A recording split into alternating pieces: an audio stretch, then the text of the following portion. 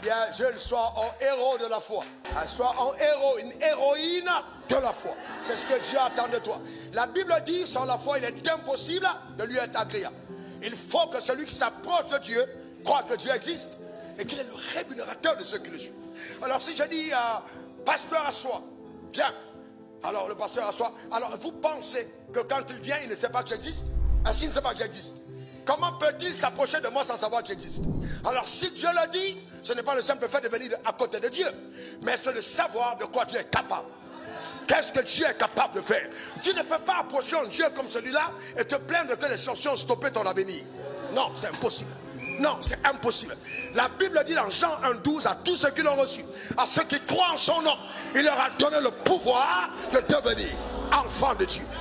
Il n'y a aucun enfant de Dieu sans pouvoir. Et Dieu est responsable de ce qu'il engendre. Ta manière de dire amen m'embête. Donne-moi ton meilleur amen.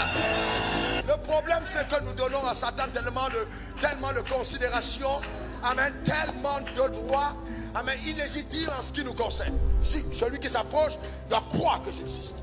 Donc tu ne peux pas t'approcher de Dieu et croire que ton avenir se trouve ailleurs. Si tu t'approches de Dieu, la première réaction quand tu es malade, ça devrait être Dieu. Quand tu as besoin de te marier, c'est Dieu. Quand tu penses à ton école, c'est Dieu. Ça devrait être la première réaction. C'est pas regarder ton oncle ou ta tante, mais c'est regarder à ton Créateur. Que celui qui s'approche de Dieu croit que Dieu existe. S'il y a quelque chose qu'un jeune doit apprendre, c'est la vie par la foi. S'il y a quelque chose qu'on doit donner aux jeunes, c'est la foi. L'apprentissage de la vie par la foi. Pourquoi?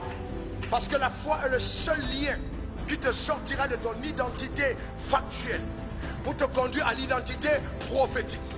Donc ça la corde, la bouée que Dieu t'envoie pour te donner d'échapper aux réalités présentes et de naviguer vers le rivage de ta destinée. Ça s'appelle la foi.